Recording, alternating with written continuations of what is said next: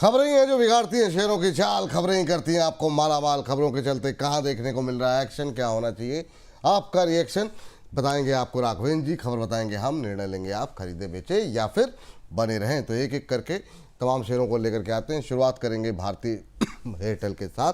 भारतीय एयरटेल पे आज सुबह से दबाव बना हुआ है और ब्लॉक डील की खबर यहाँ पर आई हुई है। 7,400 करोड़ रुपए के आसपास की ये ब्लॉक डील हुई है। 2108 रुपये पर शेयर के फ्लोर प्राइस पर ये ब्लॉक डील होती हुई दिखाई दी है। 1.25% के आसपास की गिरावट भारतीय एयरटेल में देखने को मिल रही है। करीब 350 करोड़ शेयर, 3.5 करोड़ शेयर माफ़ कीजिएगा, या फिर इसे 0.6% स्टेक जो है वो बेचा गया है। सर, क्या टिप्पणी रहेगी भारतीय एयरटेल को लेकर के? टेलीकॉम पे व्यू क्या है और ख़ासतौर से भारतीय एयरटेल? देखिए सर, भारतीय एयरटेल ऑलरेडी जो है ये स्टॉक काफी नीचे आया था रिजल्ट के बाद। अब वहां से धीरे धीरे ये ऊपर जा रहा है। तो मेरे हिसाब से एक बार ये गैप भर गया अगर 2150 2160 वाला, तब तो ये स्टॉक सर हाथ में नहीं आएगा। ये बाई करने का जोन है, बहुत अच्छा अच्छा लेवल है सर बाई करने के लिए। आप 2100 रुपए का स्टॉप लॉस दें, यहाँ से बाई करें। 2170 2180 रुपए का भाव आपको दिखाई देगा। ये बात है भारतीय एयरटेल को लेकर के। ओह चलिए, और इस बीच अगली टिप्पणी लेकर के आइए। अभी हम लोग बात कर रहे थे आईओबी को लेकर के। आईओबी पे आज एक खबर है, उसको भी स्क्रीन पर लेकर के आते हैं। और इनकम टैक्स से यहाँ पर 835.08 करोड़ का इनको रिफंड मिलने की खबर आई है। तो बड़ी पॉजिटिव खबर यहाँ पर निकल करके आई है। असेसमेंट ईयर 2022-23 के लिए रिफंड यहाँ पर आईओबी को मिलता हुआ दिखाई दे रहा है। अभी जो है हम देख रहे हैं रिफंड राशि में धारा 244A के तहत मिलने वाला ब्याज भी शामिल रहेगा। तो ये तमाम पॉजिटिव खबरें आईओबी को लेकर के निकल के आई हैं। कमिश्नर ऑफ इनकम टैक्स के आदेश के बाद ये जारी कर दिया गया है। सर, चूँकि ये सेगमेंट अलग से अपलोड होता है तो मैं चाहूँगा कि एक बार अपनी टिप्पणी, अपनी राय आप इंडियन ओवरसीज़ बैंक के बारे में दोबारा दें सर। देखिए, Indian overseas bank already stock जो है एक रिवर्सल मोड में है। 38 रुपीज से अभी 39 रुपए के आसपास छोटा सा हर्डल है 40 रुपए। अगर ये 40 रुपए क्रॉस कर जाए सर तो बहुत तेजी से ऊपर जाएगा 43-44 रुपीज तक। तो 40 रुपए का लेवल देखना है। अगर वो लेवल ब्रेक नहीं करता तो इंतजार कीजिए। अभी फिलहाल इमीडिएट ऐड मत कीजिए। 40 के ऊपर ऐड करना है। अभी फिलहाल नो ट्रेड जोन में। हाँ चलिए, तो ये बात जो है वो आईओबी को लेकर के निकल करके आई है।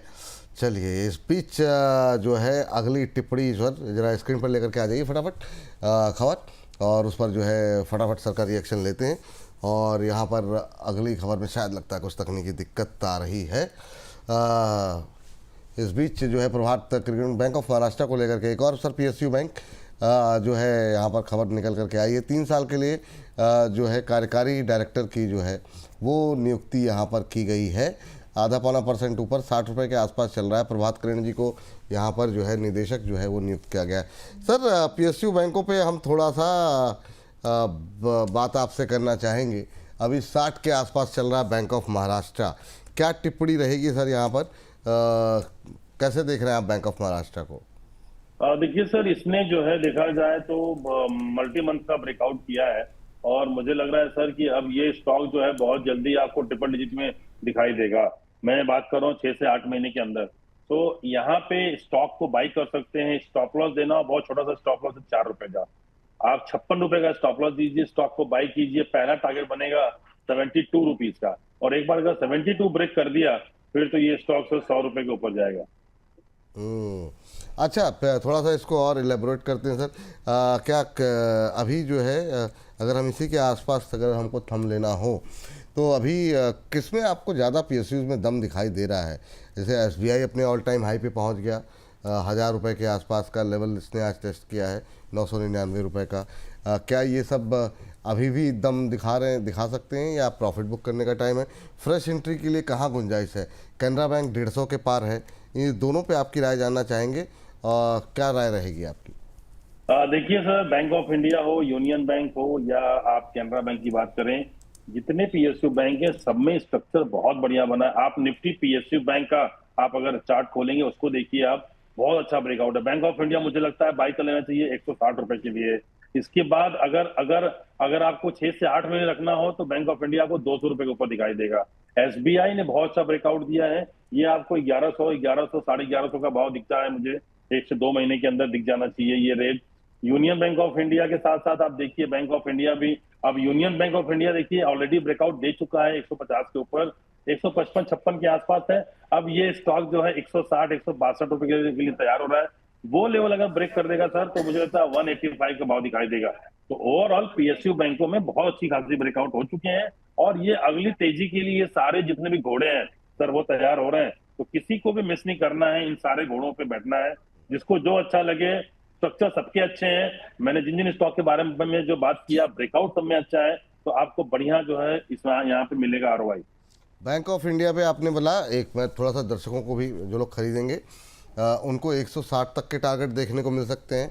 एसबीआई है सर, एसबीआई सर 1100 तक मिल 1100 जाएगा टारगेट देखने के लिए। हाँ। बिल्कुल। Union bank of India sir 155 के आसपास है। ये आपको 162 और 170 का भाव दिखाई देगा आपको। 162 से 170 तक के टारगेट यहाँ पर देखने को मिल सकते हैं। ये 3 बैंक हैं जो आपको सबसे ज़्यादा अच्छे लग रहे हैं। इसके अलावा भी कोई है सर?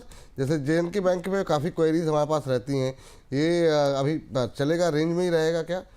अभी सर वो मुझे लगता है बिल्कुल अभी वो बिल्कुल एक जो रेंज में रहने वाला है। तो जेएनके बैंक की जगह आप कुछ और देख लें, मुझे लगता है कि वो आपको जो ज्यादा ये सर ये यूको बैंक पे भी बहुत पोजीशन है, 30-31 के आसपास कब से घूम रहा है। हाँ, कोई संभावना है यहाँ पर? नहीं सर, थोड़ा सा मुश्किल है सर इसका, यूको बैंक का थोड़ा सा इसको समय लगेगा। चलिए ठीक, यूको बैंक में उम्मीद नहीं है। चलिए ठीक है, तो ये बात हमारी पीएसयू बैंक को लेकर के हो गई है।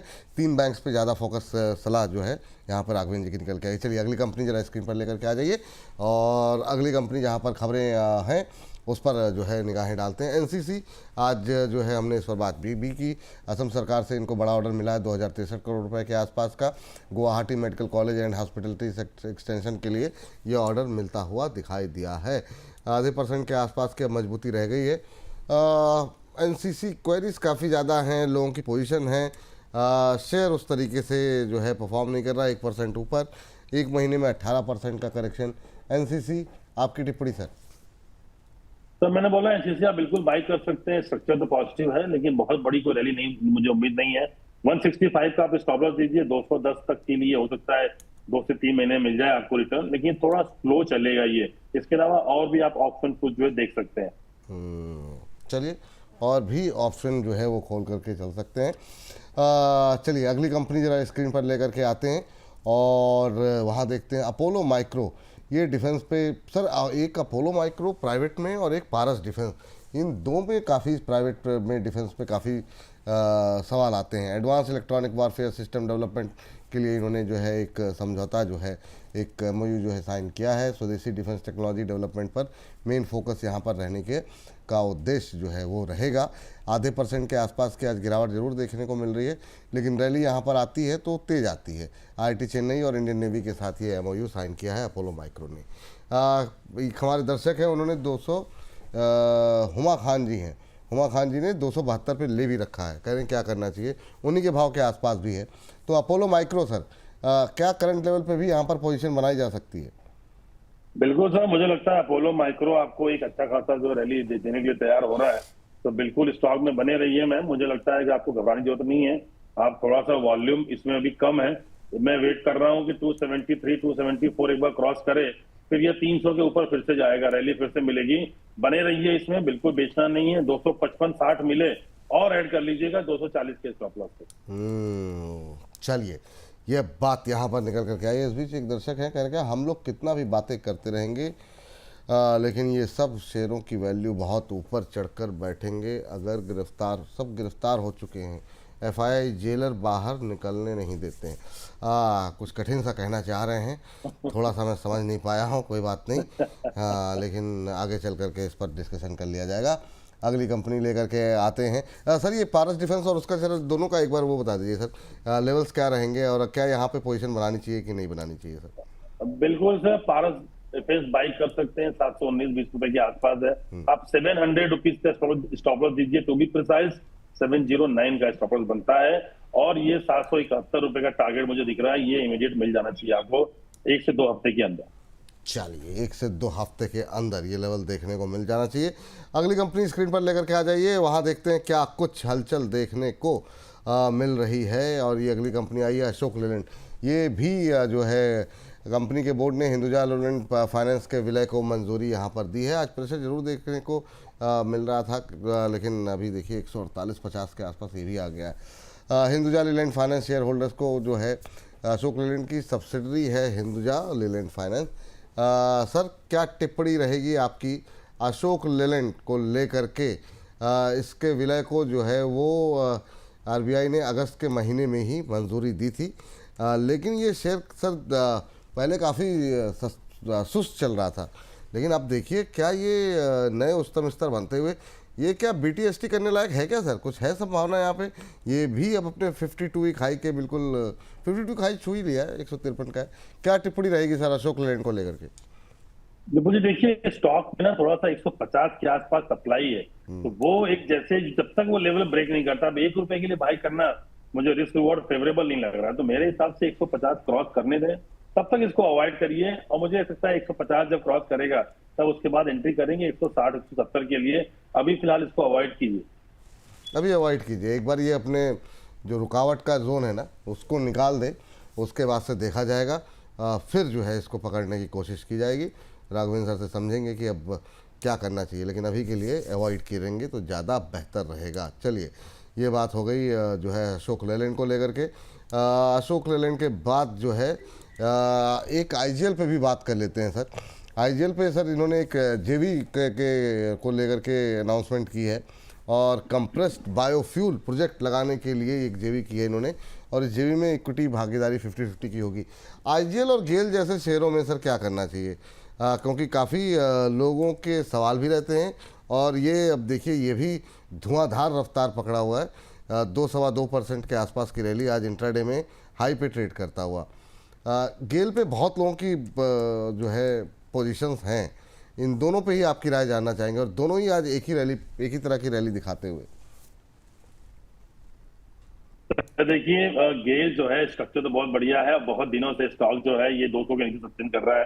पिछले साल 220-25 रुपए का भाव था। अब स्टॉक ने जो रिवर्सल लिया है, मुझे लगता है 175 के स्टॉप लॉस किसी को बाई करना हो तो बाई कर सकता है 210 रुपए के टारगेट के लिए। सेम अगर आईजीएल की बात करूं तो आईजीएल भी बहुत दिनों से नीचे है, और अब ये स्टॉक ब्रेकआउट दिया है इसने आज।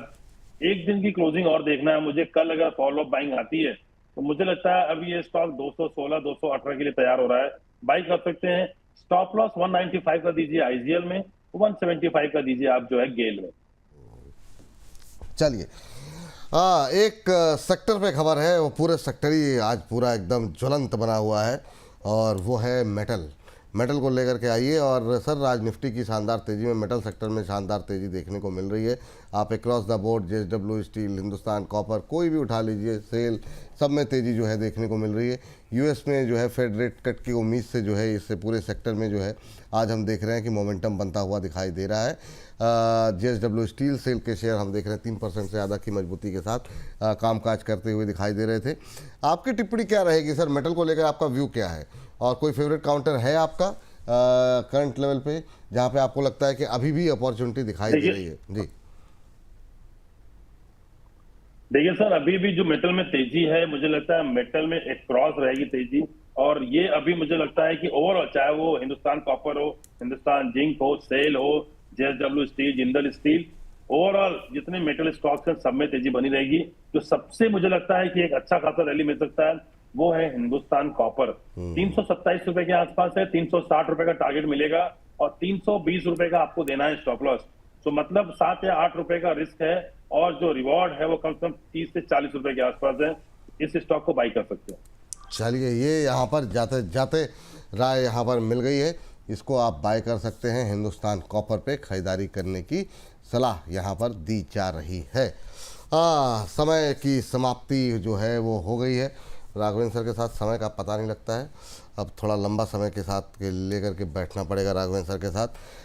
सर क्या लग रहा है आज, हालांकि 200 के नीचे तो आ गया, 200 के नीचे ही क्लोजिंग होगी सर? तो देखिए नहीं, मुझे उम्मीद तो नहीं है। मुझे लगता है यही 200, 210, 5 इसी रेंज में रखेंगे। थोड़ा सा सस्पेंस में रखेंगे सर, एक्सपायरी के बाद का मूव है, तो जो ऑप्शन राइटर है उनके लिए थोड़ा रहेगा। मुझे लगता है कल फिर से हम गैप अप ओपनिंग दे सकते हैं 300 के आसपास। तो कल हो सकता है कि अगर हम और आप साथ में मिलेंगे तो न्यू हाई के बारे में बात कर रहे होंगे। तो मुझे लगता है कल नया निफ्टी हाई बना देगा। सर आपके मुंह में घी शक्कर, तो कल ये हो जाए कम से कम, एक हमारे लिए भी कुछ नया थंब सोचा जाए। जैसे चलता है तो हम कहते हैं नए हाई का इंतज़ार, अब फिर वो जैसे हम लोग लगाते हैं उसके बाद से फिर गोता नीचे लगा देता है। तो कल हो जाए तो कम से कम हम लोग भी बिल्कुल कुछ- बिल्कुल हाँ, कल तो- हो जाएगा सर। कल 100% नया हाई का आप लगाएंगे। वाह। मुझे मुझे मुझे पूरा भरोसा है मार्केट के ऊपर। वाह। और सबसे बड़ा जो है, देखिए डेटा देखिए आप, डेटा बड़ा स्ट्रांग है, चाहे निफ्टी का हो चाहे बैंक निफ्टी का हो। बैंक निफ्टी देखिए 1% की रैली में 12% का ओपन इंटरेस्ट बिल्टअप है। इतनी शानदार लॉन्ग बिल्टअप बैंक निफ्टी में सर मैंने अभी तक पिछले 2-3 सीरीज में देखी नहीं है। चलिए सर, देखते हैं कल के बाजार को, और फिर कल जैसे ही न्यू हाई लगेगा आपसे संपर्क किया जाएगा सर। तो बिल्कुल। डिस्क्लोजर क्या रहेगा सर आपका? जिन स्टॉक्स के बारे में बात किया है सर, वो स्टॉक्स हमारे इन्वेस्टर के पास हो सकते हैं, मेरा कोई पर्सनल होल्डिंग नहीं। बहुत बहुत शुक्रिया, बहुत बहुत धन्यवाद आपका आज की इस चर्चा का में शामिल होने के लिए और अपना महत्वपूर्ण समय देने के लिए।